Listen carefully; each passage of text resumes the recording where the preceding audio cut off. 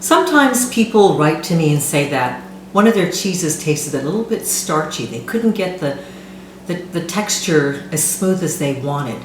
And then I look at the recipe and I realize they're using, it's one of the recipes that has tapioca in it. So I want to just show you how to make sure that you know when your cheese is ready. How long to cook the tapioca and the kappa carrageenan. So I'm going to make the Meltable Muenster. It's one of the easiest cheeses in the book. It only takes about 5 minutes and you don't even have to culture it. So here I go. Starting out with a half a cup of water in my pan. To the water, I'm going to add 1 cup of non-dairy yogurt, a tablespoon of nutritional yeast flakes, a third of a cup of canola oil, a teaspoon of sea salt, and now I'm going to add 3 tablespoons of tapioca flour and 1 tablespoon of kappa carrageenan. I'm going to give all that a whisk to make sure that it's all combined. And now we're going to bring that to a simmer or a boil over medium heat for a few minutes.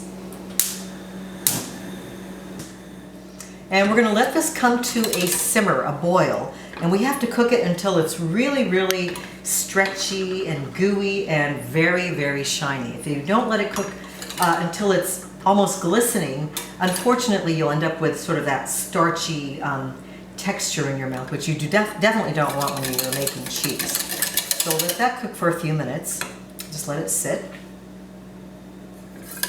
You can see now it's beginning to sort of come together and get all kind of stretchy and gooey and shiny. That's one of the most important notes about making any kind of cheese with tapioca is that you have to cook it long enough that the cheese gets really slick and shiny looking. Otherwise, you're going to have that starchy residue, which you do not want.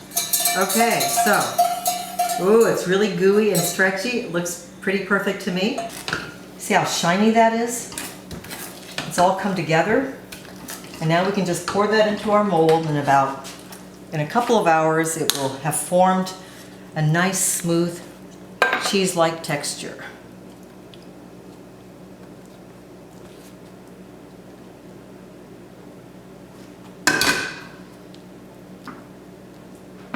Okay, now all we have to do is refrigerate it and wait a couple of hours.